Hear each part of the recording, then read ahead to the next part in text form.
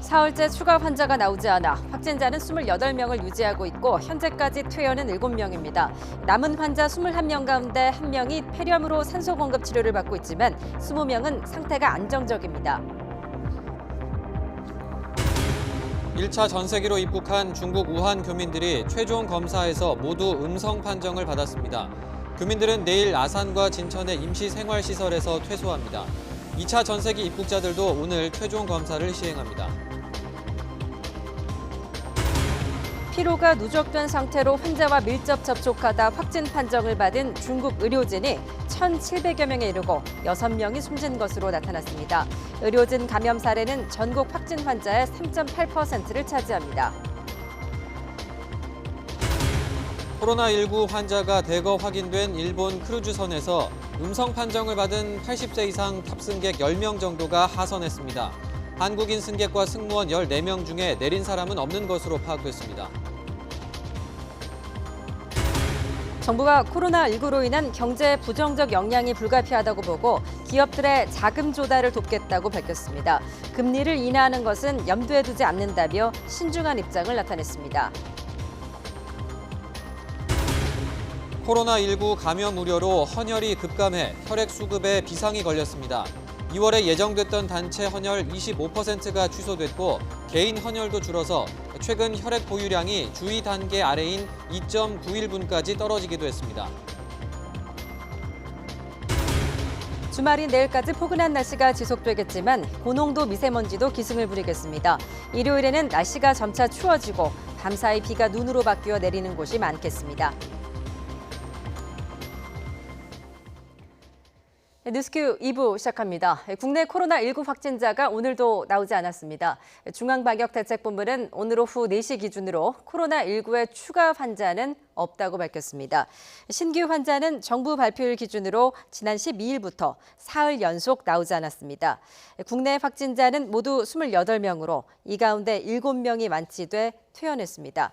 확진자를 제외한 의심 환자는 7,214명으로 이 가운데 6,679명이 음성 판정을 받았고 나머지 535명은 현재 검사가 진행 중입니다. 중국 우한시에서 1, 2차 전세기 편으로 귀국해 격리 생활을 해온 교민 등 우리 국민 700명이 내일과 모레 퇴소합니다. 중앙사고수습본부는 오늘 브리핑에서 1차 귀국해 아산과 진천에 격리됐던 교민 등 366명이 음성 판정을 받아 내일 퇴소한다고 밝혔습니다. 2차 귀국해서 아산에서 생활한 교민 등 334명은 오늘 검체를 채취해 검사할 예정인데 검사에서 음성이 나오면 모레 퇴소할 예정입니다. 코로나19에 감염된 15번째 환자가 자가격리 때 수칙을 어기고 가족과 함께 식사해 처제에게 바이러스를 옮긴 것으로 확인됐습니다. 15번째 환자의 처제는 함께 식사한 지 나흘 만인 지난 5일 20번째 확진자로 판정받아 격리 치료를 받고 있습니다. 감염병 예방법에서는 격리 조치를 위반한 때 300만 원 이하의 벌금에 처하도록 규정하고 있습니다. 코로나19 감염 우려로 헌혈이 줄면서 혈액 수급에도 비상이 걸렸습니다. 네, 주요 병원들은 혈액 수급 위기 대응 체계를 마련하기로 했습니다. 한영규 기자가 보도합니다. 겨울철에는 설 연휴와 방학 등이 겹쳐 헌혈이 줄어드는 시기입니다. 올해는 코로나19 확진 환자까지 발생하면서 헌혈이 급감해 혈액 수급에 비상이 걸렸습니다. 2월에 예정된 단체 헌혈 가운데 25%가량인 15,000여 명이 헌혈을 취소했습니다. 코로나19 여파로 외출을 기피해 개인 헌혈도 줄어들고 있습니다. 이 때문에 지난 5일에는 혈액 보유량이 주의 단계 기준 아래인 2.91분까지 떨어졌고 12일에도 3.51분 정도에 그치고 있습니다. 정부는 취소된 단체 헌혈을 정상적으로 할 수 있도록 하는 등 헌혈 정진 노력을 하면서 혈액을 사용하는 주요 병원에도 위기 대응 체계를 마련하기로 했습니다. 혈액 사용량이 많은 280여 개 병원은 부원장을 위원장으로 하는 응급혈액관리위원회를 구성해야 합니다. 매일 질병관리본부에 혈액 사용량을 보고하고 위급도에 따라 수혈의 우선순위를 마련해야 합니다. 혈액 수급은 관심, 주의, 경계, 심각 단계로 구분되는데 주의 단계에 대비해 대책을 마련하기로 했습니다. 주의는 혈액 보유량이 3일 미만인 단계로 수혈을 받을 수 있는 기준이 강화되고 응급 상황이거나 생명과 직결된 경우가 아닐 경우 수술이 연기될 수도 있습니다. YTN 한윤규입니다. 일본 크루즈선에 타고 있던 사람들 가운데 80세 이상이면서 코로나19 음성 판정을 받은 탑승객 일부가 오늘 오후에 하선했습니다. 하지만 현재 탑승 중인 한국인 승객과 승무원 등 14명 중에 하선한 사람은 없는 것으로 알려졌습니다. 교도통신은 하선한 고령자들을 태운 것으로 보이는 버스가 요코하마항에서 출발하는 모습이 포착됐으며 규모는 10명 안팎이라고 전했습니다. 일본 정부는 이들을 사이타마현 와코시에 있는 세무대학교 시설에 머물게 할 계획입니다. 캄보디아 정부의 결단으로 2주 만에 육지를 밟은 크루즈선 웨스테르담호 승객들은 한결같이 감격에 겨워 환호성을 질렀습니다. 훈센 총리는 직접 선착장까지 나와 승객 한 명 한 명에게 꽃다발을 건네며 환영했습니다. 이교준 기자입니다. 긴 표류 생활 끝에 육지를 밟는 순간 북받치는 흥분과 감격을 감추지 못합니다. 두 손을 번쩍 들고 V자를 그리며 기뻐합니다. 하선이 시작되자 웨스테르다모 간판 위로 수백 명이 나와 박수를 치며 열렬히 환호합니다. Absolutely wonderful. We appreciate it very, very much. We're very, very pleased to be in your country. It's good to step on land and thank you very much for welcoming us. 배에서 내린 안도감으로 감옥 같은 선상 생활도 평생 잊지 못할 추억으로 남았습니다. Very good. It was very good on board in the ship. It was a golden prison. 훈센 총리는 마스크도 쓰지 않은 채 하선하는 승객에게 일일이 꽃다발을 건네며 맞이했습니다.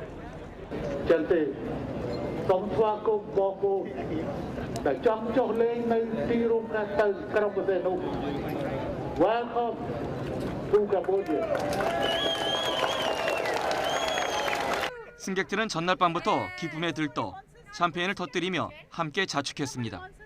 신속한 바이러스 검사를 거쳐 하선이 허가된 승객 1,455명 가운데 미국인이 651명으로 가장 많았습니다. We are grateful and appreciative of the hospitality of the Cambodian government and their significant efforts to ensure that this ship was docked safely. 탑승객들은 전세기 편으로 수도 푸놈펜으로 이동한 뒤 꿈에 그리던 귀국길에 오르게 됩니다. 선사인 홀랜드 아메리카는 전세기편 준비 상황에 따라 탑승객들이 모두 하선하는데 며칠이 걸릴 것이라고 밝혔습니다. YTN 이교준입니다.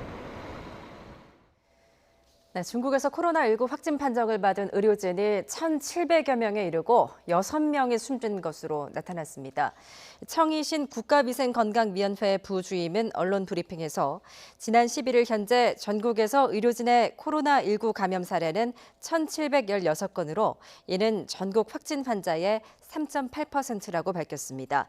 앞서 코로나19를 세상에 처음으로 알렸다 괴담 유포자로 처벌받은 우한의 의사 리원양도 숨진 바 있습니다.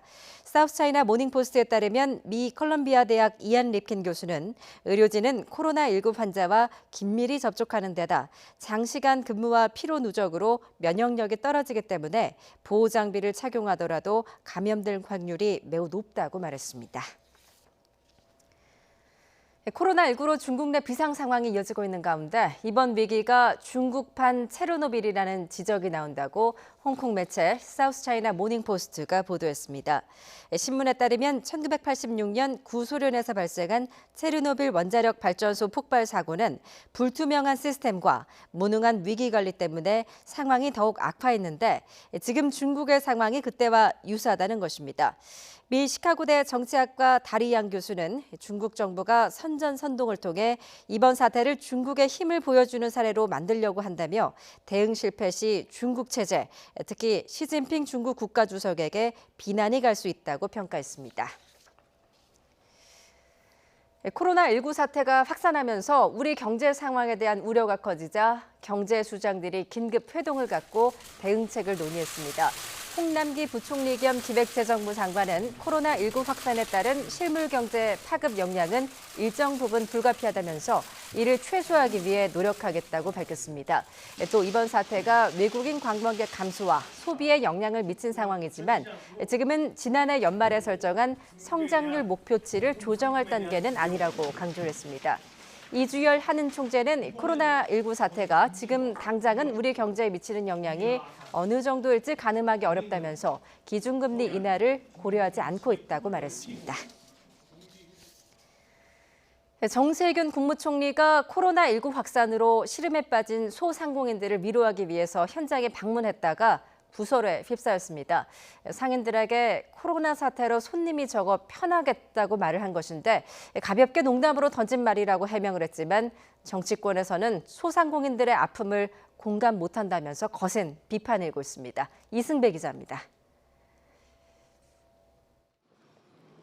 정세균 국무총리가 대학가 상점이 밀집해 있는 이른바 신촌 명물거리를 찾았습니다. 코로나19 사태로 어려움을 겪고 있는 소상공인들을 위로하고 민생을 알아보기 위한 행보였는데 정작 상인과 만나서는 상황에 맞지 않는 발언을 내뱉었습니다. 그간에 뭐 돈 많이 벌어놓은 거 가지고 조금 버티셔야죠. 어때? 버틸만 해요? 어때? 빨리 극복해야 된다고 말한 상인의 답변에도 손님이 적어 편하지 않느냐는 엉뚱한 말을 던지기도 했습니다. 요새는 좀 손님들이 적으시니까 좀 편하시겠네. 그렇지 않습니다. 관련 사진과 영상 등이 SNS를 타고 급속히 퍼지면서 논란은 일파만파로 커졌습니다. 보수 야당들은 절망적 현실에 대한 공감 능력이 없다며 일제히 비판을 쏟아냈습니다. 분별력을 상실했습니까? 민생 경제와 서민의 생업을 걷어차는 망발이 개탄스럽습니다. 범여권인 정의당도 자영업자들의 현실에 대한 이해도 감수성도 없는 몰지각한 언행이라고 꼬집었습니다. 코로나19 확산을 막기 위해 국민들 또한 각자의 생업 현장에서 사투를 벌이고 있다는 점을 잊지 말아야 합니다. 이에 대해 총리실 측은 어려운 상황이지만 위축되거나 의기소침하지 말고 힘을 내라는 의미였다고 해명했습니다.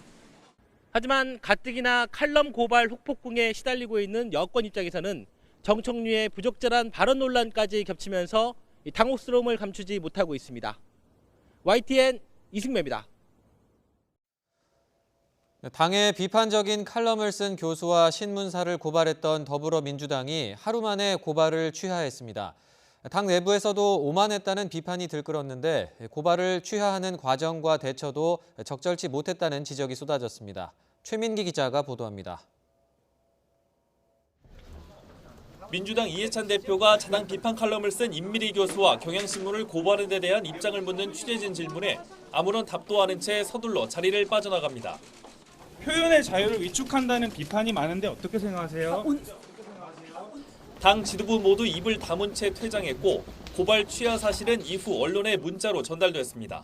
논란 하루 만입니다. 민주당은 문자를 통해 고발 조치가 과도했고 유감을 표한다면서도 임 교수가 과거 안철수 전 의원의 싱크탱크 출신이었다는 점을 거듭 부각하며 분명한 정치적 목적이 있는 것으로 판단했다고 강조했습니다. 이 안철수 교수의 자문교수단의 실행위원입니다.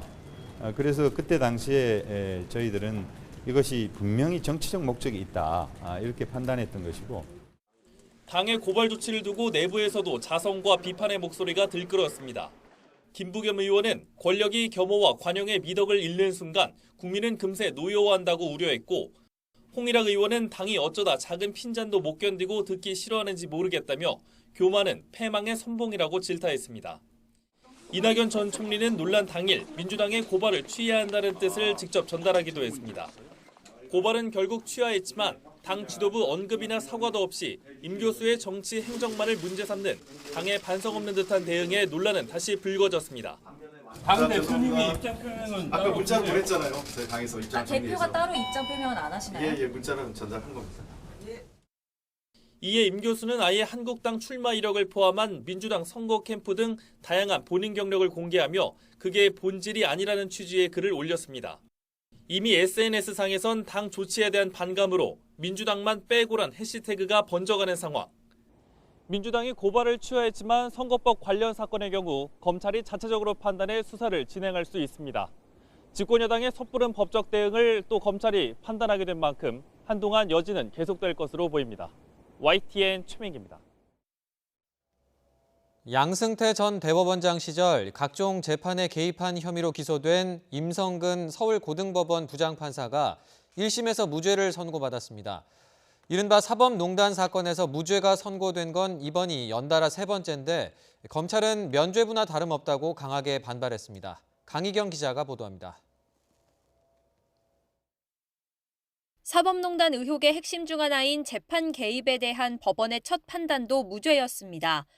서울중앙지방법원은 양승태 전 대법원장 시절 각종 재판에 개입한 혐의로 기소된 임성근 서울고등법원 부장판사에게 무죄를 선고했습니다. 재판부는 임 부장판사가 각종 재판에 관여한 행위 자체는 위헌적이라고 판단했습니다. 구체적인 특정 사건의 재판 내용이나 결과를 유도하고 절차 진행에 간섭해 법관의 독립을 침해했다는 겁니다. 그러나 이런 불법 행위가 징계 사유에 해당할 수는 있어도 직권남용죄로 처벌할 수는 없다고 판단했습니다. 형사수석 부장판사에게 재판에 관여할 일반적 직무 권한이 없어서 직권남용죄가 성립할 수 없다는 게 주된 이유입니다. 더 나아가 재판부는 임 부장판사의 재판 관여 행위로 인해 의무 없는 일이나 재판권 행사 방해라는 결과가 생긴 건 아니라고도 판단했습니다. 임 부장판사의 지시대로 재판 절차가 바뀌고 판결 내용이 수정됐지만 각 재판부의 독립적인 판단 결과로 보인다는 겁니다.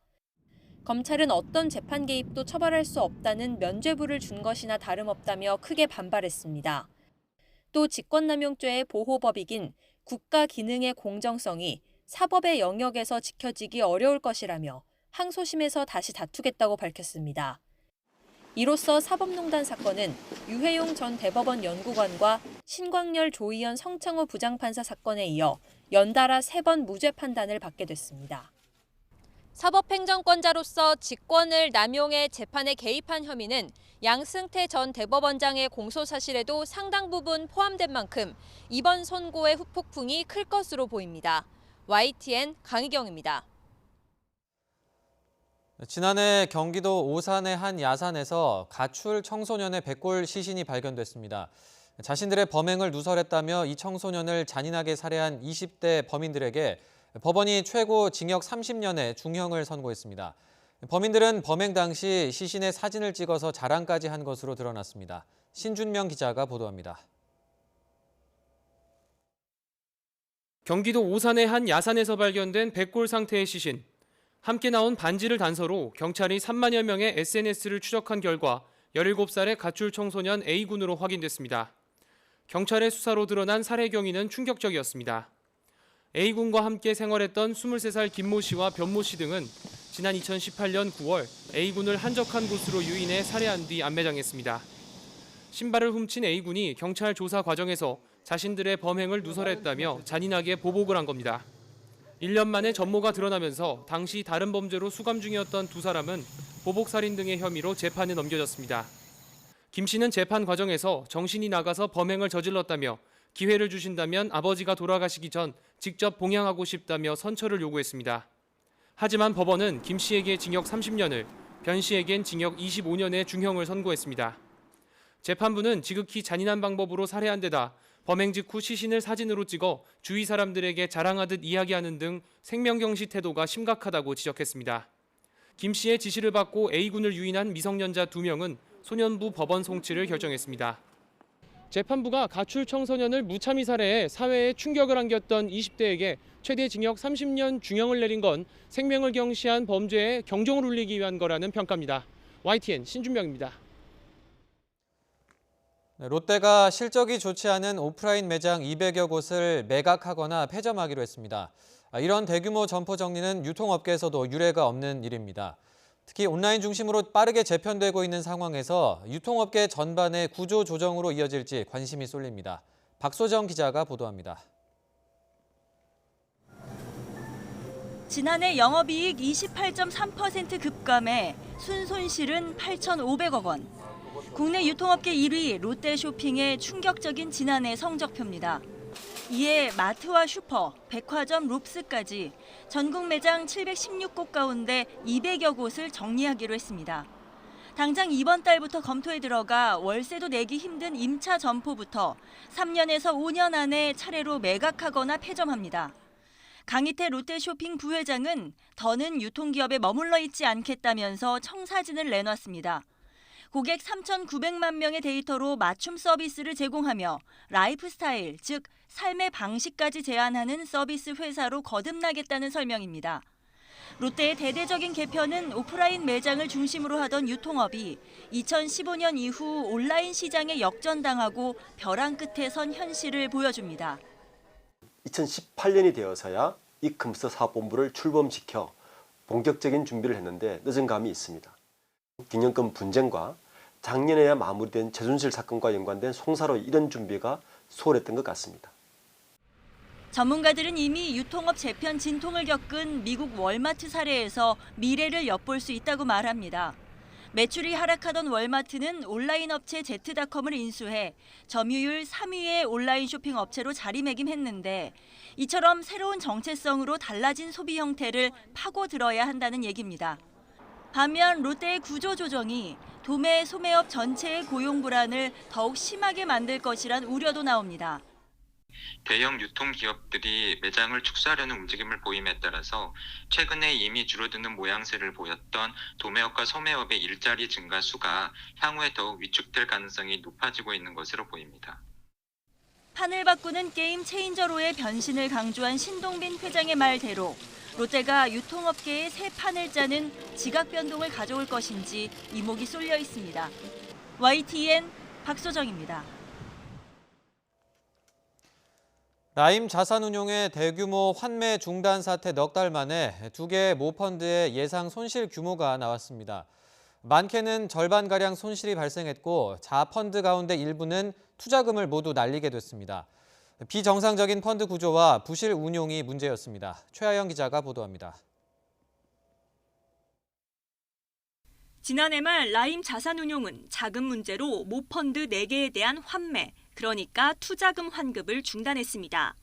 이 가운데 2개 모펀드를 실사한 결과 손실률이 각각 46%, 17%로 집계됐습니다. 환매 중단 전인 지난해 9월과 비교해보면 5달 만에 순자산이 거의 반토막 난 겁니다. 이 2개 모펀드에 투자한 일부 자녀펀드는 상황이 더 심각합니다. 자녀펀드 투자금을 담보로 증권사로부터 돈을 빌리는 총수익 스와프를 끌어다 썼는데 이 대출금이 100% 걸려있는 자녀펀드 3개는 전액 손실이 예상됩니다. 또 무역금융펀드도 절반 이상의 손실이 불가피한 상황입니다. 그냥 참담한 것 같아요. 이렇게 저희의 돈이 안전한 회사 담보를 잡고 뭐 그 회사에 돈을 빌려준다고 들었지 저희의 돈이 다른 은행에 담보로 들어갈 거라고 생각을 못했는데 금감원 조사 결과 이런 손실 배경에는 비정상적인 자산 운용이 자리하고 있었습니다. 특정 펀드 이익을 해하면서 다른 펀드 이익을 제공하는 이른바 펀드 손실의 다른 펀드 증가 행위, 또는 무역금융펀드에서의 부실 사실을 은폐하고 정상 운용 중인 것으로 오인케 하여 이에 따라 금융당국은 라임과 같은 개방형 펀드나 모펀드, 자녀펀드 투자 구조에 대해 규제를 강화하기로 했습니다. 비유동성 자산 투자 비중이 일정 비율 이상인 경우에는 개방형 펀드로 설정을 금지하고 개방형 펀드에 대한 주기적 유동성 스트레스 테스트를 의무화하고 또 모펀드와 자녀펀드, 손자펀드 등 구조가 복잡한 펀드는 위험 정보를 투자자나 감독 당국에 보고해야 하고 자사펀드 사이 상호 순환 투자를 통한 돌려막기도 금지할 방침입니다. YTN 최하영입니다. 승차 공유 서비스 타다 사건에 대한 1심 재판부의 선고를 앞두고 타다의 모회사인 쏘카가 스타트업 대표들의 탄원서를 법원에 제출했습니다. 쏘카는 스타트업 대표들과 일반 시민 등 280명의 서명이 담긴 탄원서를 서울중앙지방법원에 제출했다고 밝혔습니다. 이재용 쏘카 대표는 자신의 SNS에 탄원서를 공개하며 타다의 혁신이 범죄가 되어서는 안 된다며 법원이 혁신의 편에 서주길 간곡히 부탁한다고 호소했습니다.